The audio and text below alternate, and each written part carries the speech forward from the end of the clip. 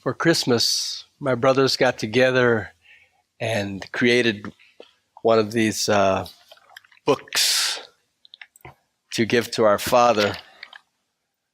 Family photos. Can't help but notice the very first photo in the book is family going to church as a family, all dressed in suit and tie.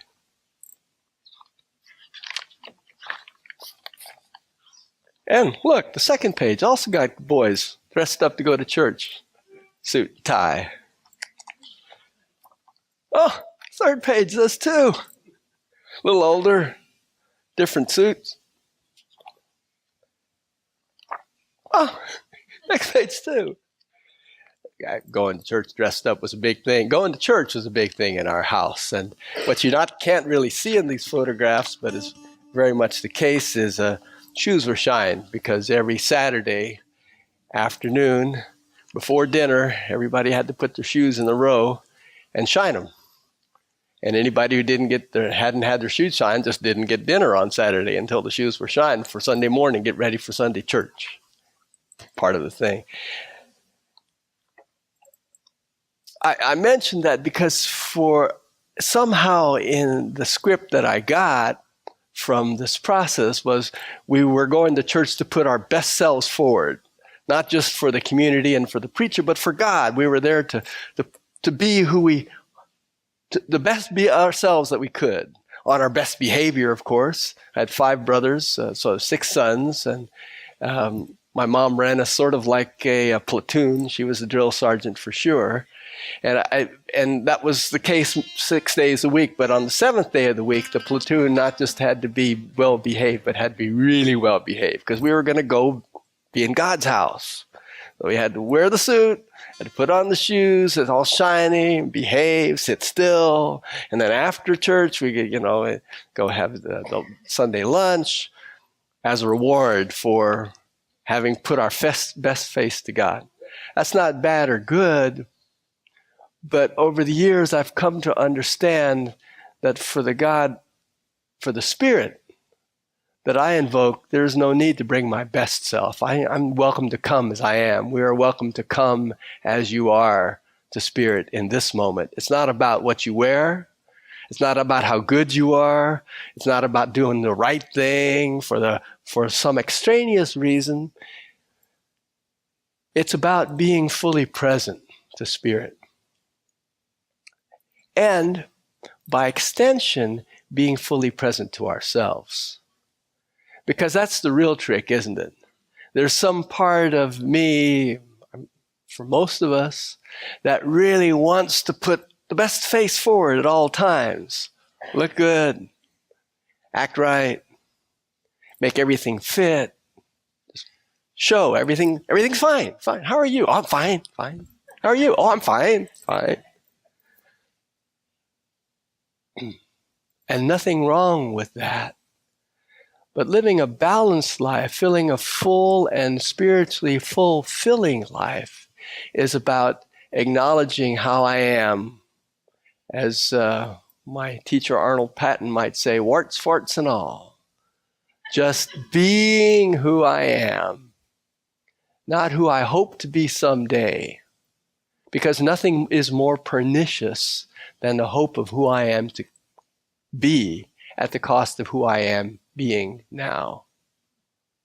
Nothing is more pernicious, more dangerous to myself than that hope of who I am to be when I get better, when I get thinner, when I have a better job, when I have the perfect partner, when. I'm perfect, whole, and complete right now. Can you feel that with me? And just take a moment to maybe even say that to yourself. I'm perfect, whole, and complete right now. And can you feel any part of you resisting, saying, I'm not I'm perfect, whole, perfect. I wouldn't use that. Yes. I am perfect, whole, and complete right now. Just for now. Yes. There's the possibility of evolving to that stronger, thinner, richer, faster, leaner, smarter, blah, blah, blah, that I want to be as well. It's not either or. But in this moment, just for now, can I be where I am? Okay, so with me so far? So here comes the next step into potentially dangerous territory. Not only do I aspire to be here as I am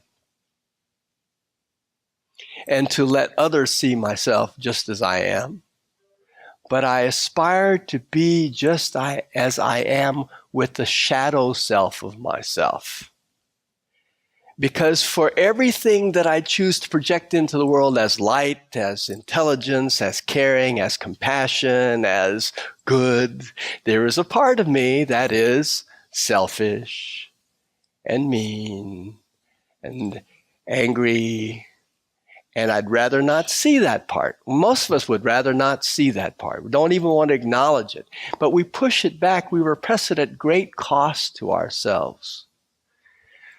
And so the secret, as far as I have learned from my teachers, is to allow the shadow to be there, to recognize that part in me that is selfish and mean and ugly and angry. To recognize it without giving it voice necessarily, not without letting it spill out all over the place, but simply seeing, oh, yeah, and particularly recognizing my shadow when it falls on the face of my brother and sister, and it looks like they're the ones that are angry. That's the one who is selfish. That's the one who's being mean to me. If I look carefully, almost every single time that someone is bothering me, I am projecting some part of my shadow. There's some part of me that is wanting to be recognized. And whether that thing that's bothering me is a nationally elected figure, or my boss, or my child, or a random stranger passing, there are no accidents, and that person is triggering something in me in that moment because that something in me is wanting to be acknowledged. Not necessarily given voice. There's no need for me to be angry back at the person who looks like they're angry at me. If and as I own my anger and say, oh, look at me yelling at me. Now, granted, that's much easier to say than to do, particularly when you're facing someone who's plugging you in. It's much easier to say it in the comfort of this morning's sitting here, sweet opening in sweet surrender, surrounded by love and light, than it is when I'm randomly triggered by some person, some image on the TV or on the computer screen. Which is why it's so helpful for us to gather and practice now in the comfort and safety of this space.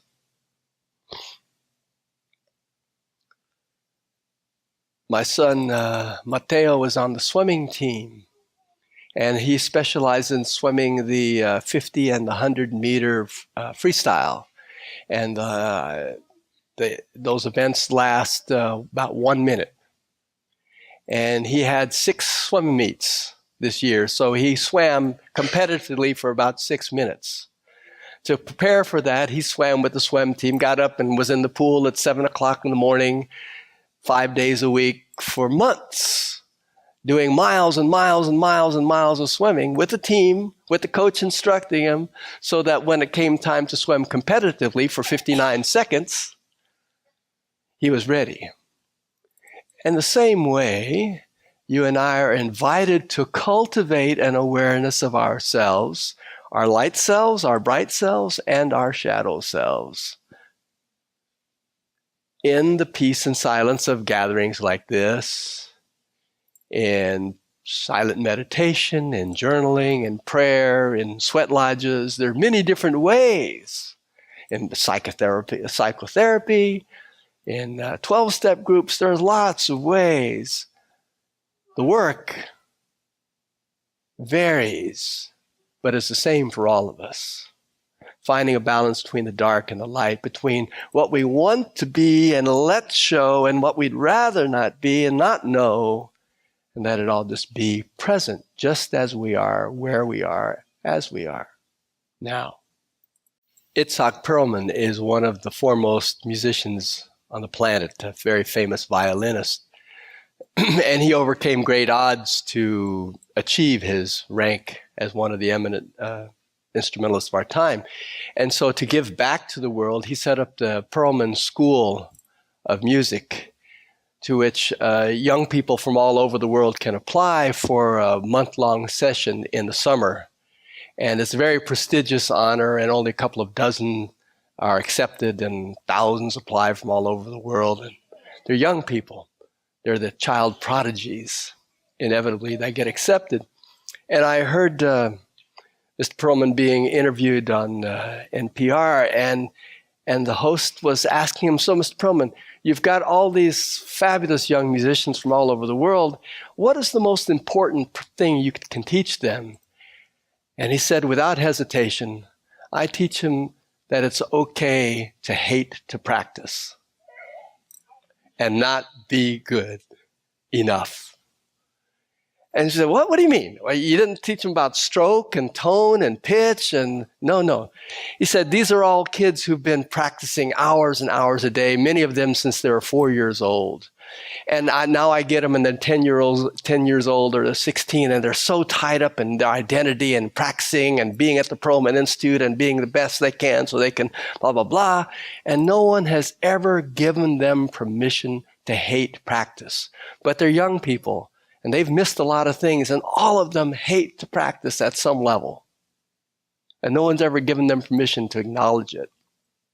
And in giving them permission, they can love to practice again, especially when they come and play with all these other top musicians. But only after they've acknowledged and said out loud or been given permission to dislike practice. So that's something, the same thing. There's that part in you, there are things in yourself that you'd rather not see, rather not be. And it's not until you give yourself permission to see them and be them that you free them. At least, that's my story, but I'm sticking to it.